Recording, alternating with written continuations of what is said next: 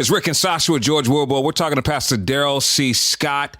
He's a pastor that's been hanging out with Donald Trump, and he says that Trump is the most pro-black president ever. Who has he given opportunities to? The opportunity zones, the creation of the op zones, incentivizes private investors to invest money in distressed communities and minority communities throughout America. It incentivized capital gains, and it told them to invest their money in black communities to revitalize the black communities. These were all proactive measures to enhance the overall quality of life for black people, not reactive measures to riots and social upheaval. So that's why I said it that way. When I said pro-black, proactive towards blacks. Pastor Darrell, let's talk about President Trump right now, and let's talk about prison reform. Since he has been in office, what has he done? What do you mean, what has he done? What has he done? Let's see, he just gave billions of dollars to historical black colleges and universities. He gave it to them so they don't have to come back up and reapply every year. He gave them over $1 billion in over a 10-year span. And he said, you guys don't have to come up and resubmit every year. He's funded that. He's done the prison reform with the First Step Act. He's done criminal justice reform to undo that 1994 Biden-Clinton crime bill. And I had a hand in both of those. I sit on the prison reform board. I had a hand in the criminal justice legislation. These were things that were done simply because we told him they were the right thing to do. Oh, I can see that, especially knowing that Morehouse College just announced terminations, furloughs, and pay cuts. I could tell they gave him a lot of money. As far as black unemployment, he says he's done a lot for African Americans. Well, I'll say this much. Say when we come back, we have Pastor Darrell C. Scott. He says President Trump is the most pro-black president he's ever known. Got more in 10 minutes. Rick and Sasha with George Wilbur.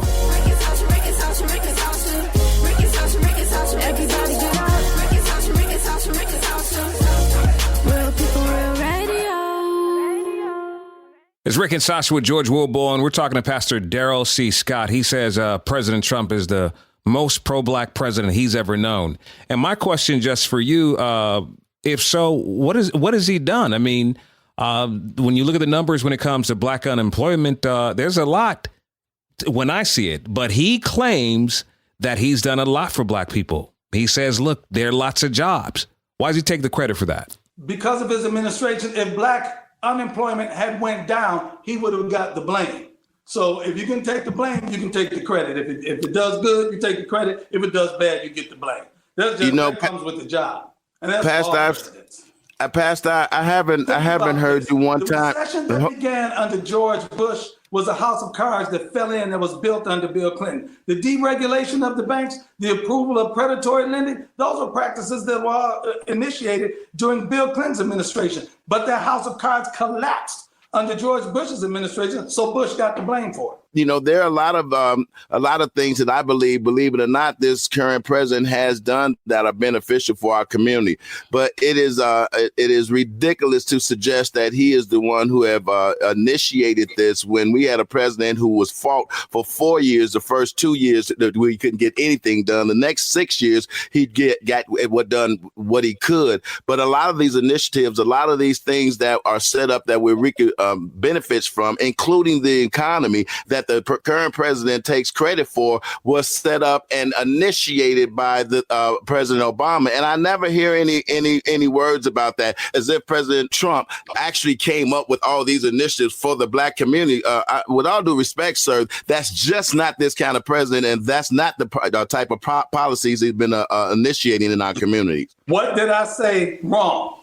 Let me ask you this. During the campaign, the economy came up as a question during the campaign, and all of these advances were not talked about in 2016. In fact, Barack Obama said you can't wave a magic wand and expect jobs to come. You can't wave a magic wand and expect manufacturing jobs to return. Well, Trump got in and waved that magic wand in because it happened. Barack Obama actually was putting a disclaimer regarding the condition of the economy back then.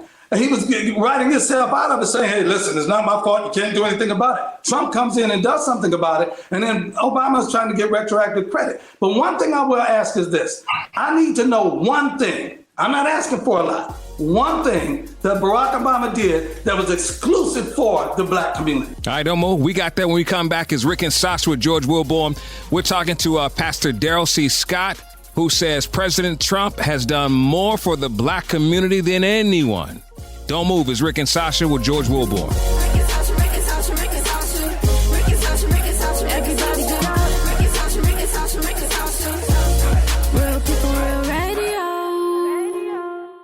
It's Rick and Sasha with George Wilborn, and Pastor Darrell C. Scott calls President Trump the most pro-black president ever. Now, you just had a question. I'm not asking for a lot. One thing that Barack Obama did that was exclusive for the black community. How about restoring economic security to African-American families? Businesses have added over 14 million jobs over 70 straight months during his tenure of job growth. That's the longest streak on record. And I don't know who more than black people were unemployed. The administration, they took steps to help more of the long-term employed get back to work, around 1/4 of whom are African-Americans now. Home ownership programs, we were hit the hardest. Listen, he helped us save at least $3,000 a year. I mean, the list goes on. And your guy Trump claims to have done so much for the black community, it's because of him we have jobs. That was done in Barack Obama's administration. In fact, towards the end of his administration, numbers had gone up. We were working. If that's the case, then you can say Obama inherited it from Bush. Barack Obama had the slowest recovery from a recession from any president in the 20th century. No, by the time his term was over, those jobless numbers had dropped down drastically. And let me answer the one thing that he's done that no other president in the history of this country has done that president did. He let little young boys and little black young girls know that they too could become the president of the United States, that they too are gifted enough. And that if you want to blow that off, that means nothing to you, for us to have a man that looks like us, that sounds like us. So my little 5-year-old son could know that it's anything, including the president of the United States, that he can become. If you want to blow that off, that that's nothing for our community, then I once again have to respectfully disagree with you. You're acting like he elected himself. The American public elected him. You asked for one thing, I gave you one. You asked me for one thing that he exclusively do for this community. That's one thing he exclusively did for us. Take credit for that. Obama can't take credit for that. He didn't elect himself. You acting like he elected himself. White people elected him. Wow. That's sad, brother. That's sad, brother. In Hawaii. He didn't come up in them streets. He don't know nothing about them. Hey, I'm from Chicago. I saw him as a senator. I saw him in the streets. I saw him campaigning. I saw him in the white mother and a white grandmother. What does that have to do with anything? He don't know nothing about them streets. He ain't come about them. Oh, come on. He's considered a black man. What is he talking about? He's still considered a black man. He was on the white people elected him. That's what true. city are you in? What city are you in? What city are you in, Pastor? I'm in the city that had the very first black mayor of a city. Cleveland, Ohio had the first black mayor of a major American city. Pastor Darrell, can you hear me? Yes. How do you feel that our president right now in this country, it is such a huge separation? It is so many people angry and hating each other since this president has gotten in office. What do you say about that? Answer that question when we come back. It's Rick and Sasha with George Wilborn.